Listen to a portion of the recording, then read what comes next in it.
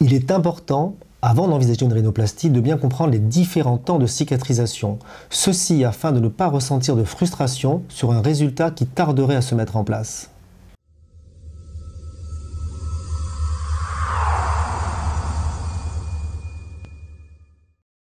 Au 7e jour, l'excitation est à son maximum. Le chirurgien va pratiquer à l'ablation de la taille externe, éventuellement interne, des sutures. Tout ceci n'est pas douloureux. À ce stade, seul le résultat de profil est visible. Le nez de face est encore noyé dans l'œdème. Le nez dégonflera rapidement sur les 4 à 6 semaines qui suivront. Les ecchymoses disparaîtront en 10 à 15 jours après l'intervention. Il est possible dès le lendemain de les maquiller afin de les masquer. Pour autant, la grande majorité des patients sont déjà satisfaits du résultat. Dans certains cas, la pointe peut être légèrement surélevée. Elle se repositionnera dans les 4 semaines qui suivront. Certaines asymétries narinaires sont dues à la contraction des cicatrices internes. Elles se dissiperont progressivement dans les 4 à 6 semaines qui suivront. À ce stade, le nez est encore légèrement obstrué. La ventilation s'améliorera spontanément dans les 4 à 6 semaines qui suivront.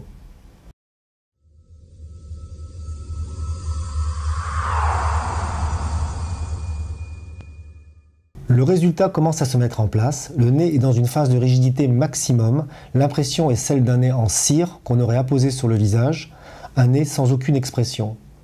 Sur la partie haute du nez, la peau est souvent très adhérente, surlignant certaines imperfections et certaines ombres. A contrario, sur la partie inférieure du nez, la peau devient très rigide.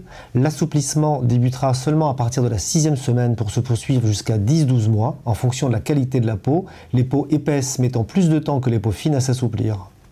À ce stade, la majorité des asymétries se sont résorbées et en règle générale, la ventilation est redevenue normale.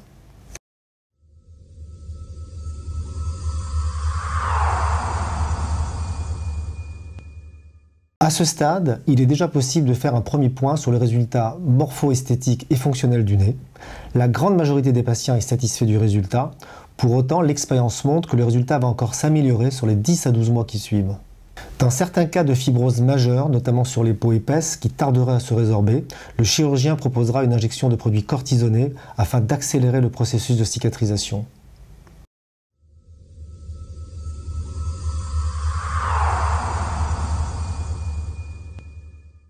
Rares sont les patients qui reviennent nous voir jusqu'à cette échéance. Pour autant, l'expérience montre que les modifications sont souvent considérables, notamment au niveau de la pointe, où l'assouplissement continue son travail jusqu'à 10 à 12 mois. Il en est de même des patients multi-opérés, où les phénomènes œdémateux sont plus longs à se résorber. Au terme de cette consultation, un dernier point sur la satisfaction du patient sera fait. 5 à 15% des patients pourront être demandeurs d'une reprise, non pas pour un échec, mais pour un défaut de cicatrisation responsable d'imperfection ou d'irrégularité. Ces reprises peuvent consister en un acte chirurgical ciblé sur une asymétrie ou une irrégularité, réalisé sous anesthésie locale ou une anesthésie générale. Dans certains cas, l'utilisation de produits de comblement, réalisés lors d'une simple consultation sans anesthésie, permettra de corriger d'éventuelles imperfections.